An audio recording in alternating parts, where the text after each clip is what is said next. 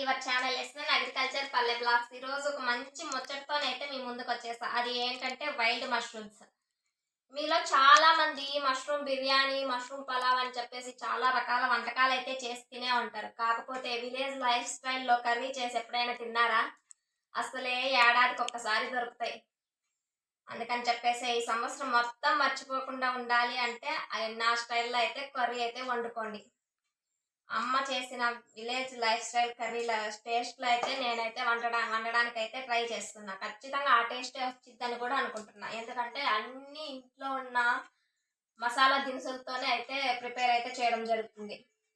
First వచ్చేసి అదిగోండి cutting and cleaning.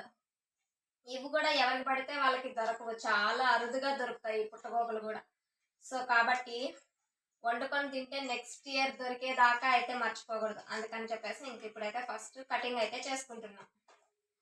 చూడండి, అన్ని బుడమలే దొరికినాయి. అది కూడా కొన్నే దొరికినాయిలే, ఎక్కువ అయితే దొరకలేదు.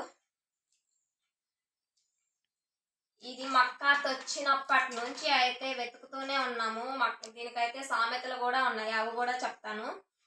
మక్కార్తికి మొలకలు, అత్తకార్తికి ఆకుపరిచినట్టు, చిత్తకార్తికి చీరపరిచినట్టు అంటారు. ఇవైతే దీనికి ఇంకొక సామెత కూడా ఉన్నది. అది ఏంటంటే ఎక్కువగా ఇవి దయ్యం కళ్ళ వాళ్ళకే కనిపిస్తాయంట. ఇవి ఎక్కడైతే లేస్తాయో అక్కడ దయాలు కూడా ఎక్కువ ఉంటాయి అనేసి అంటారు ఫ్రెండ్స్. ఇదైతే ఎంతవరకు నిజమో ఎంతవరకు అబద్ధమో నాకైతే తెలియదు, మా పెద్దవాళ్ళు అయితే చెప్తుంటారు.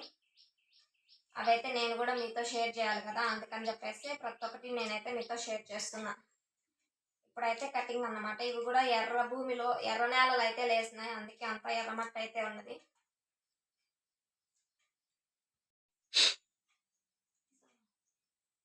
మీకు చెప్పడమే మర్చిపోయినాను, అదిగోండి ఇవి వచ్చేసి బుడములు అన్ని ఒక్కసారిగా దొరికినవి. ఇవి వచ్చేసి ఇడుగులు అన్నమాట. ఇవి వచ్చేసి నల్ల పుట్టగోకులు, ఇవి వచ్చేసి తెల్ల పుట్టగోకులు.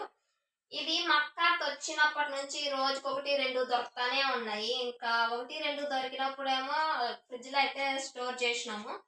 ఇంకా 4-5 దొరికినప్పుడు అయితే కర్రీ చేసుకొని తినేసాము. అది కూడా ఇంకా ఈసారి ఎప్పుడైనా అలా 1-2 దొరికినప్పుడు దాన్ని ఎలా ఈజీ వేలో కర్రీ చేయాలో అది కూడా చెప్పేస్తా. ఇది వచ్చేసి 1-2 దొరికినవి. అదిగోండి ఇవైతే స్టోర్ చేసినాం. ఇంకా దీని జతలోకి అయితే వండేద్దాం. కటింగ్ అయితే అయిపోయింది, వాషింగ్కి అయితే వెళ్దాం.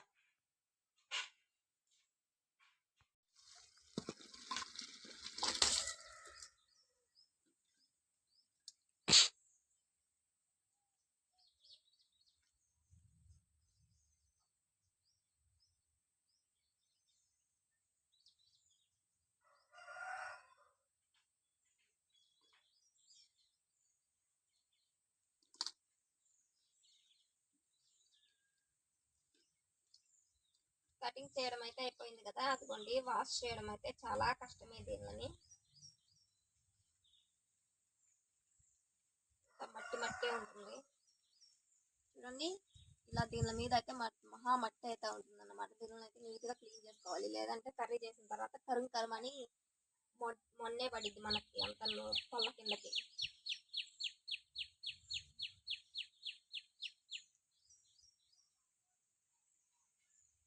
మష్రూమ్స్ వాషింగ్ చేయడంలో బావ అయితే ఎక్స్పర్ట్ అనమాట. అందుకని చెప్పేసి ఇంకా బావ అయితే క్లీన్ చేస్తున్నాడు. నీ వల్ల కాదులే లెగు అని చెప్పేసి ఇంకా బావ అయితే క్లీన్ చేస్తున్నాడు అనమాట. గిన్నెలో పడిపోతున్నాయి అని చెప్పేసి ఇంకా బకెట్లకే వేస్తున్నాడు. చాలా నీట్గా అయితే వెళ్ళిపోతాయి కదా మట్టి కానీ ఏమన్నా ఉంటే.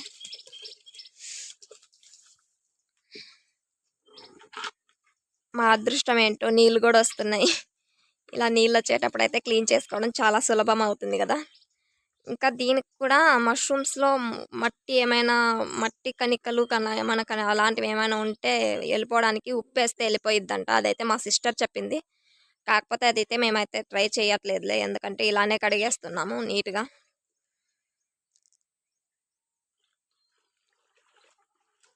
ఎటువంటి మట్టి మొక్కలు ఇసుక ఏమైనా ఉన్నా కూడా నీట్గా అయితే వెళ్ళిపోయిద్దంట ఉప్పు వేస్తే.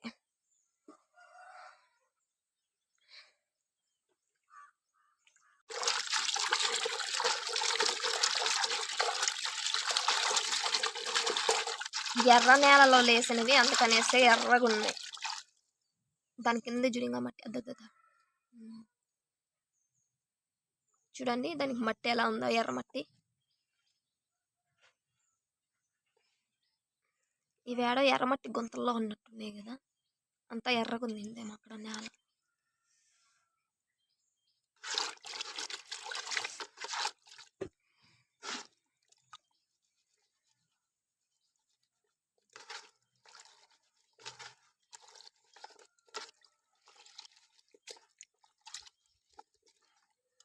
వంపేసే ఆ నీళ్ళు.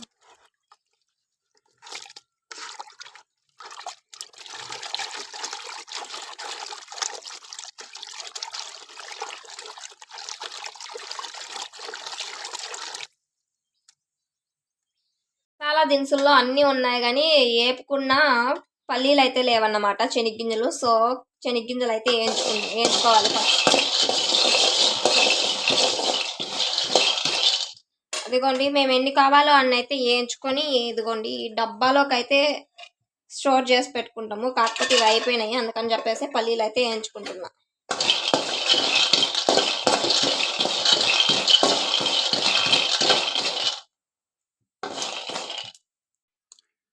అదిగోండి, కావాల్సిన మసాలా దినుసులు అయితే చూసుకుందాం.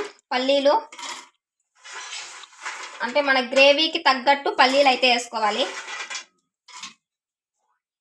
తర్వాత చిన్నెరగడ్డలు, తెల్లగడ్డ రెబ్బలు, ఒట్టి కొబ్బరి. అదిగోండి ఈ మూడు కూడా దీంట్లోకి మిక్సీలోకి అయితే వేసుకునేదాం.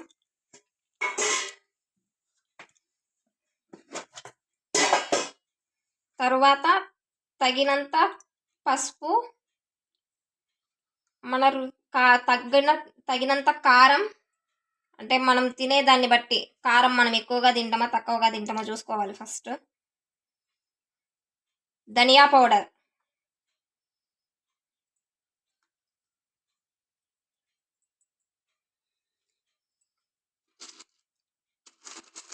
చెక్క, లవంగ మన రుచికి తగ్గట్టు.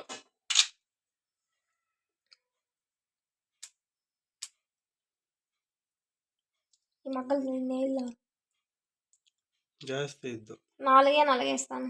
వద్దు చాలు, రెండు వేసింటే. రెండు వేసిండ్లా చాలు, రెండు లవంగా మగ్గలు.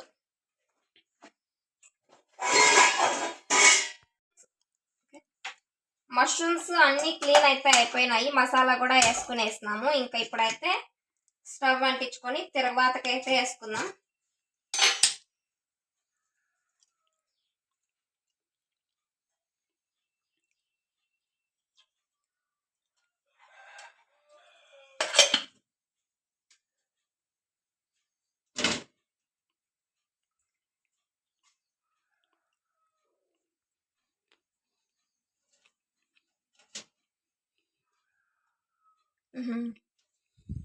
ఆయిల్ బాగా వేడెక్కిన తర్వాత ఆవాలు,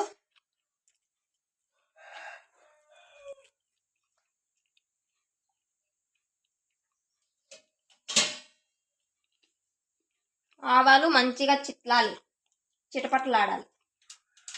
ఇదిగోండి,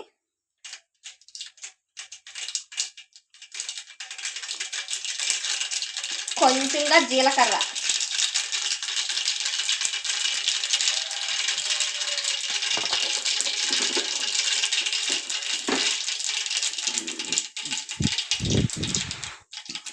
అవి మంచిగా చిట్లిన తర్వాత కరివేపాకు,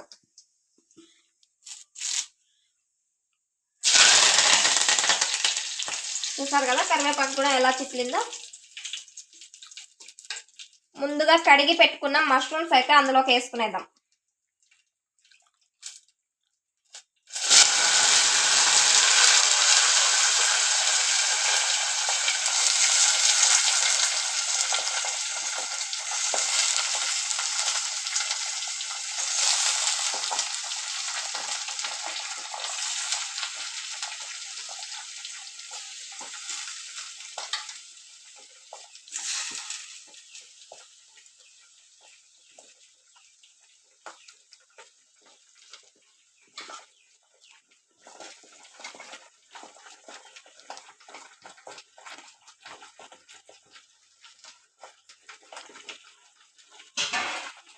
అయితే వేసాం కదా, బాగా మిక్స్ చేసుకున్నాం పోపు అంతా కలిసేటట్టు.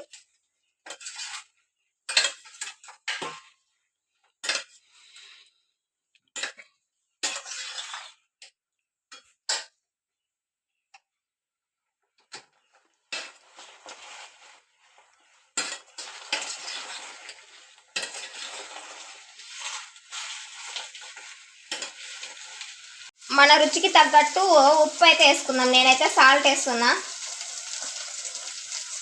ఒకవేళ తక్కువైతే మళ్ళీ వేసుకుందాం.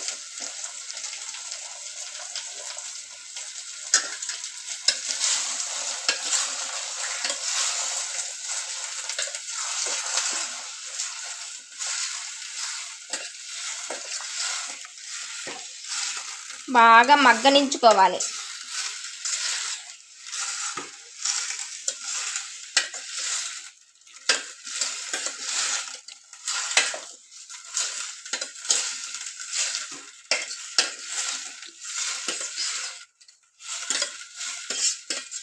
కలుపుతూ మగ్గనించుకోవాలి, ఎందుకంటే మళ్ళీ అడుగంటే అవకాశం అయితే ఉంటుంది. సో మంచిగా కదుపుతూ బాగా మగ్గనియాలి పుట్టగోకల్ని.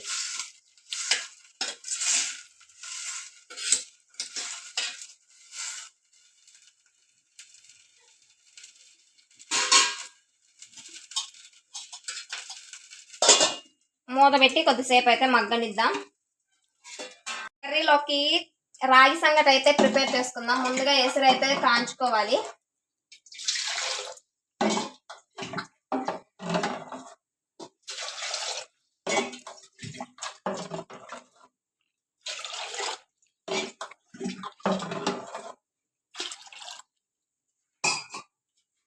ఆ మష్రూమ్స్ మగ్గేదాకా ఏం చేయాలి, ఈ పక్క స్టవ్ మీద రాగి సంగటికైతే పెట్టుకుందాం.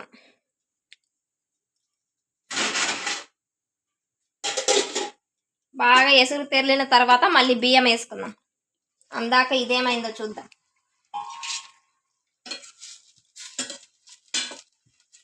చూసారా ఎలా తెరులుతుందో?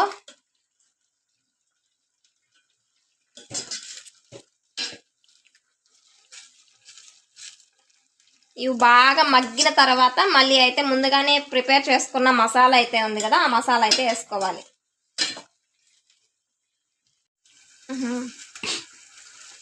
చూస్తున్నారు కదా ఎలా కొత్త ఉడుకుతుందో. ఇప్పుడైతే మసాలా వేసేద్దాం. ముందుగా ప్రిపేర్ చేసుకున్న మసాలా అయితే వేసేద్దాం.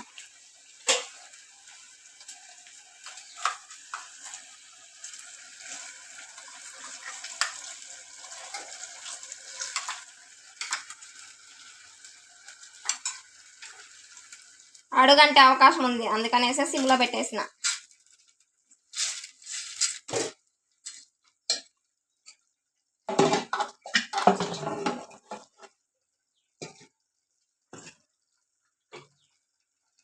ఇప్పుడు మనకి ఎంత ఎసురు కావాలో అంత అయితే వేసుకుందాము.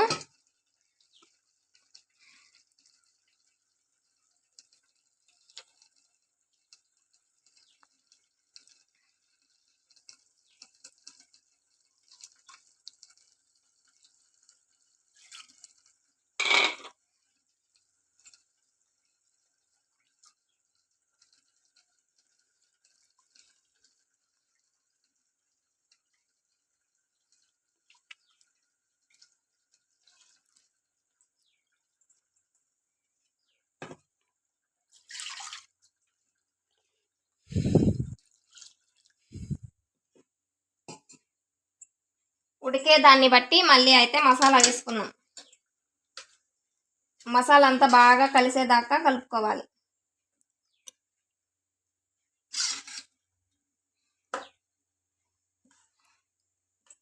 మేమంతా 6 మెంబర్స్ ఉంటాం కాబట్టి 6 మెంబర్స్కి అయ్యేటట్టు చేసుకోవాలి.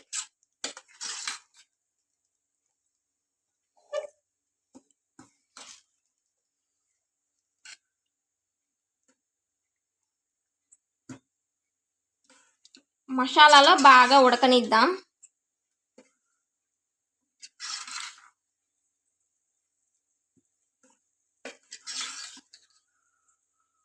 అదిగోండి మష్రూమ్స్ కర్రీ అయితే ఉడుకుతాంది కదా.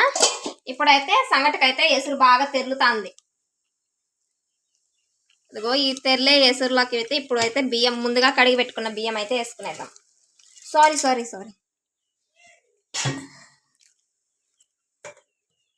ఎసురు అయితే చెమలకి అయితే ముంచి పెట్టుకుంటున్నా. ఎందుకంటే మళ్ళీ సన్నేసురు వేస్తే ఒకవేళ ఎసురు తక్కువ వచ్చి సన్నేసురు వేస్తే అస్సలు సంగటి అయితే బాగోదన్నమాట. అందుకని మేము ఎప్పుడు సంగటి చేసినా కూడా ఇలానే అయితే చేస్తాము. కొంచెం ఎక్కువగా అయితే ఎసురు వేసుకుంటాము. తర్వాత మళ్ళీ కావాల్సంటే మళ్ళీ దాంట్లోకైతే ఉడికేసరి అయితే పోసుకుంటాం. అలా అయితే బాగుంటుంది సంగటి, లేదంటే మెత్త మెత్తగా అయిపోయింది.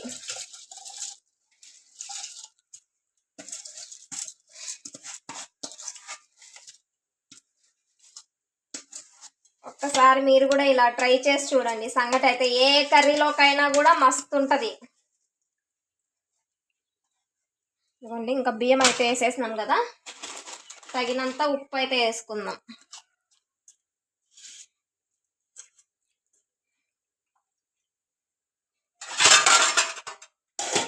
ఇంకా ఇదిగోండి, కూర అయితే ప్రిపేర్ అయిపోయింది. ఇంకా స్టవ్ అయితే కట్టేద్దాం. కొత్త ఎలా ఉడుకుతుందో చూడండి. ప్రిపేర్ అయితే అయిపోయింది. ఇంకా స్టవ్ అయితే కట్టేద్దాం. ఇదిగోండి, ఇంకా సంగటికి కూడా అయితే ఇంకా పిండి అయితే వేసుకోవాలి. బాగా మెత్తగా ఉడికిన తర్వాత బియ్యం, రాగి పిండి అయితే వేసుకోవాలి.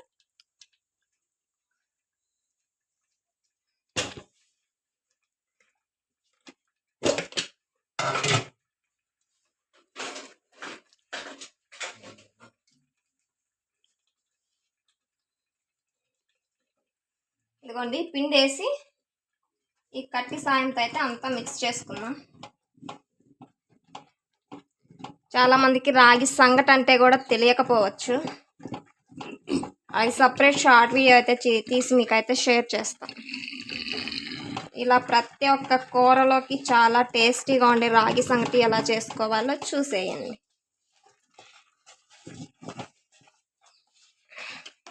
బాగా ఉంటెళ్ళిపోయిన తర్వాత అదిగోండి దించేసుకొని ముద్దలు చేసుకొని ప్లేట్లలో పెట్టుకొని వేయడమే.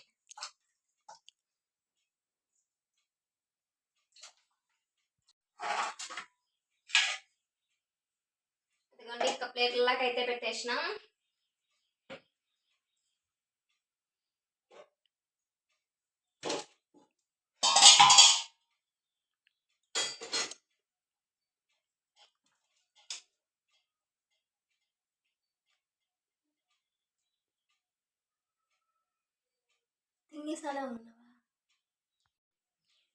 కూర అయితే సూపర్ ఉంది. రాగి సంగట్లకైతే ఇంకా జబర్దస్త్ ఉంది. మీరు కూడా ఎప్పుడైనా కానీ ఇలా రాగి సంగటి పుట్టగోపు కూర అయితే ప్రిపేర్ చేసి ట్రై చేసి చూడండి. చాలా సూపర్ ఉంటుంది. ఇలా విలేజ్ స్టైల్లోనే చేయండి. అంతా ఇంటిలోని మసాలా దినుసులతోనే, మళ్ళీ అంగల్లో మసాలా దినుసులు అస్సలు వేయద్దు. పుట్టగోపు చారు అంటే ఇలానే చేయాలి, బాగుంటుంది. ఇంకా ఇలాంటి మరెన్నో వీడియోల కోసం మన ఛానల్ని లైక్ చేసి, షేర్ చేసి, సబ్స్క్రైబ్ చేయండి. మళ్ళీ నెక్స్ట్ వీడియో అయితే మనం